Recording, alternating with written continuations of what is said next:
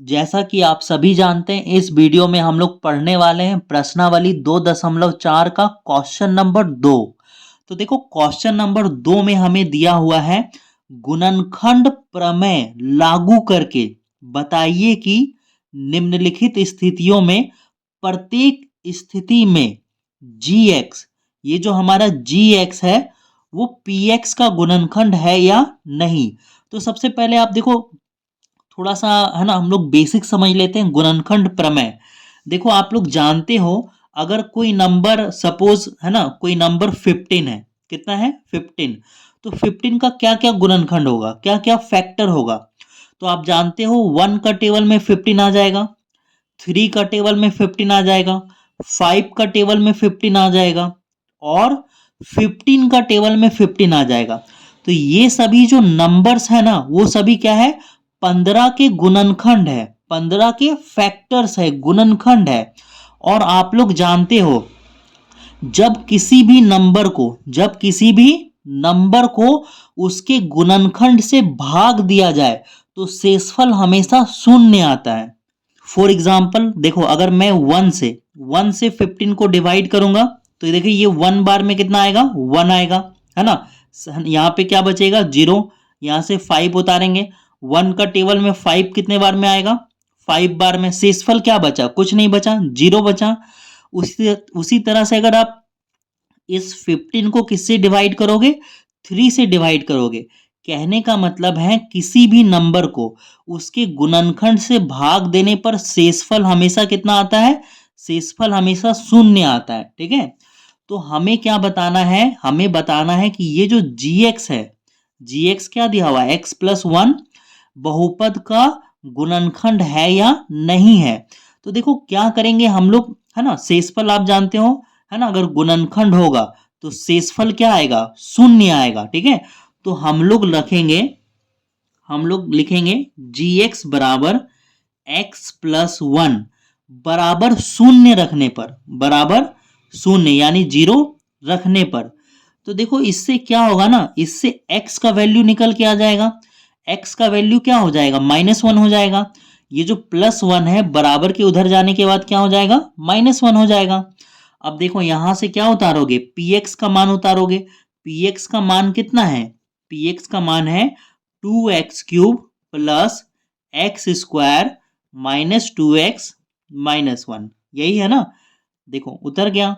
अब जहां जहां पर भी x है, जहां जहां पर क्या है x, वहां पे x का वैल्यू बैठाओगे। x का वैल्यू कितना है, -1 है। यहां पे बराबर का साइन दे दो, तो यहां पे लिखोगे x की जगह पे -1, है ना, बराबर ये 2 का 2 उतर जाएगा और x की जगह पे आएगा -1 का क्यूब। ठीक है, ये क्यूब उतर गया प्लस, अब देखो यहां से ये x है ना, तो x की जगह पे क्या लिखोगे, -1 और -1 का क्या होगा, स्क्वायर, -2। x की जगह पे क्या होगा, -1 और ये -1 उतार दोगे। ठीक है, अब इसको सिंपली सॉल्व कर दो, है ना। आपको पता है ना, देखो यहाँ पे जो पावर है वो क्या है, ऑड नंबर है, विषम संख्या है। तो जब भी पावर ऑड नंबर आता है, ठीक है, और माइनस में रहता है, तो हमेशा वो क्या होगा, जो आंसर है वो भी माइनस में आएगा, है ना।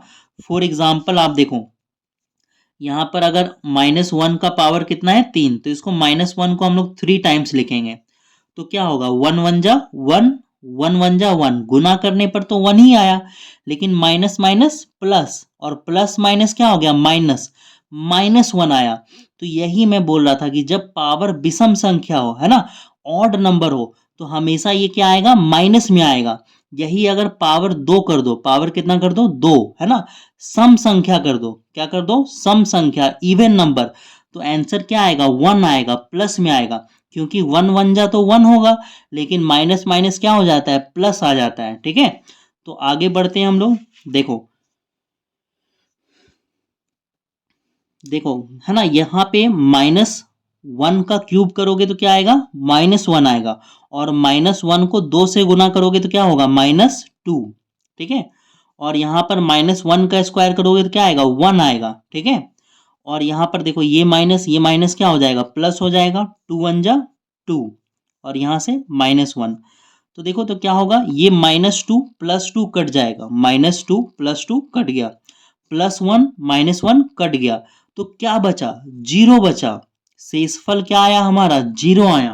तो देखो यहाँ पर हम यहाँ पे लिखोगे, क्या लिखोगे कि चूंकि p -1 कितना है, 0 है, p -1, देखो p का वैल्यू -1 रखे तो क्या आया, 0 आया, है ना।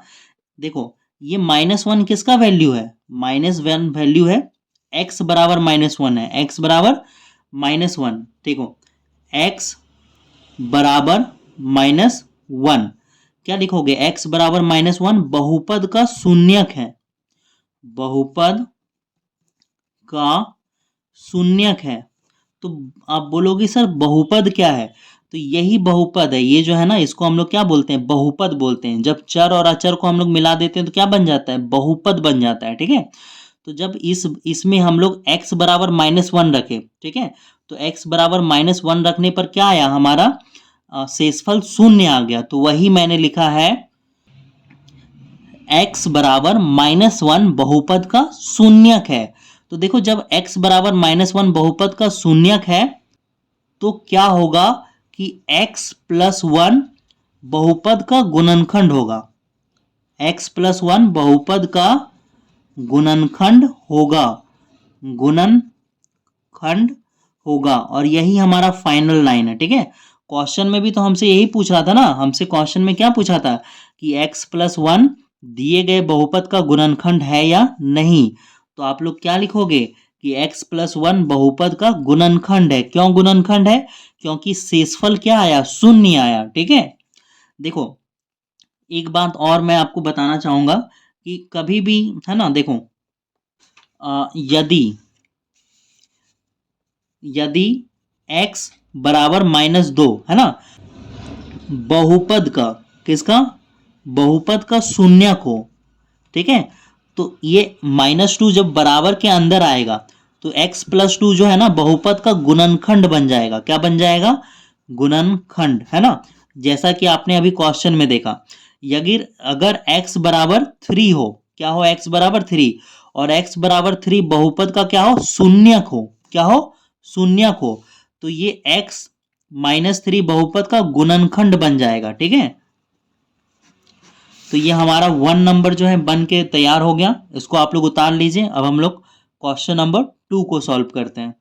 तो अब हमारे पास है क्वेश्चन नंबर 2। देखो क्वेश्चन नंबर 2 में हमें gx बराबर क्या दिया हुआ है, x + 2। तो हम लोग अगेन लिखेंगे कि gx बराबर x + 2 बराबर 0 रखने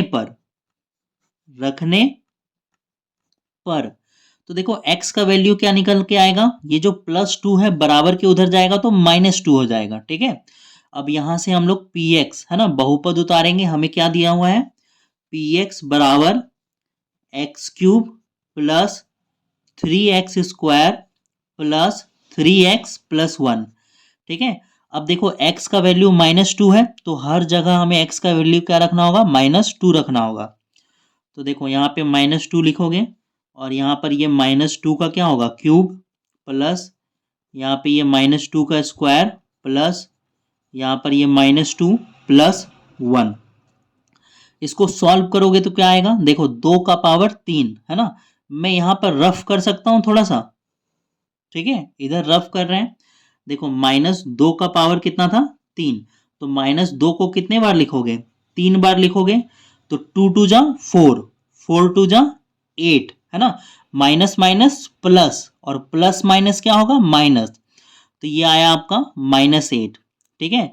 अब देखो इसको सॉल्व करोगे तो क्या आएगा, 2 का पावर 2, चलो यहीं से ले लेते हैं, इसको 2 कर देते हैं, इसको कितना कर देते हैं, 2, तो कितना बार लेंगे, 2 बार, है ना। तो देखो 2 × 2 = कितना होगा, 4, और माइनस माइनस हो जाएगा प्लस, है ना। तो 2 का पावर 2 होता है 4, है ना, 4, और 4 को 3 से गुना करोगे तो आएगा 12, ठीक है। अब देखो 3 2 जा कितना होता है, 6, है ना, और यहाँ पे आएगा -6, और प्लस माइनस हो जाएगा -6, और इधर से उतारोगे +1, ठीक है। अब इनको सॉल्व करो, देखो यहाँ पर पहले माइनस वाला को जोड़ लो, ये माइनस में और ये माइनस में है, तो -8 -6 क्या होगा, -14, है ना। चलो अब प्लस वाला को जोड़ लो, 12 और 1 कितना हो जाएगा, 13, है ना। तो इसको सॉल्व करने के बाद कितना आया हमारा, -1 आया, ठीक है। तो आप देखोगे, लिखोगे चूंकि, है ना, p -2 is not equal to 0, है ना। p -2 0 आया क्या, नहीं आया, है ना। इसलिए x बराबर -2, x बराबर -2 बहुपद का शून्यक नहीं है, बहुपद का शून्यक नहीं है, ठीक है। इसका मतलब ये हुआ कि x बराबर जो -2 हम लोग वैल्यू रखें, उससे हमारा शून्यक नहीं आया, शून्य आया क्या, नहीं आया, ठीक है। तो इसलिए आप लिखोगे इसलिए x + 2 बहुपद का गुणनखंड नहीं होगा, बहुपद का गुणनखंड नहीं है, नहीं है, ठीक है। तो इस तरह से हमारा 2 नंबर भी बन गया। अब हम लोग बढ़ते हैं आगे, 3 नंबर सॉल्व करते हैं। अब है हमारे पास 3 नंबर, और 3 नंबर में हमें क्या दिया हुआ है, gx बराबर x माइनस 3। तो आप लोग उतारोगे gx बराबर x माइनस 3 बराबर क्या रखोगे, 0 रखने पर, ठीक है। और जब 0 रखोगे तो क्या होगा, x का वैल्यू -3 बराबर के उधर जाएगा तो क्या हो जाएगा, +3, ठीक है। अब क्वेश्चन उतारोगे, क्या लिखोगे, माना, माना px बराबर x³ -4x² +x + 6, ठीक है। अब जहां जहां पर भी x है वहां पे क्या बैठाएंगे हम लोग, 3 रखेंगे, ठीक है, 3 बैठाएंगे। तो यहां पर क्या हो जाएगा, 3 का क्यूब -3 का स्क्वायर +3 + 6। तो इसको सॉल्व करोगे तो ये आएगा 27, 3 का पावर 3, यानी कि 3 को आपको कितनी बार लिखना होगा, 3 बार लिखना होगा। देखो 3 3 जा 9, 9 3 जा 27, है ना। ये मुझे बार बार बताना पड़ता है क्योंकि मेरे क्लास में मेरे जो बच्चे हैं ना, वो क्या करते हैं, 3 को 3 से टेबल 3 बार पढ़ लेते हैं, 3 3 जा 9 और 9 लिख देते हैं, ठीक है। तो इसलिए यहाँ पे थोड़ा सा आप लोग को ध्यान रखना है कि 3 को 3 बार लिखना है, ना कि 3 को 3 बार टेबल पढ़ना है। तो देखो अब ये कितना होगा, 3 को 3 से मल्टीप्लाई करेंगे 9, 9 4 जा 36, और इधर भी कितना आएगा, ये प्लस हो के 9 आएगा।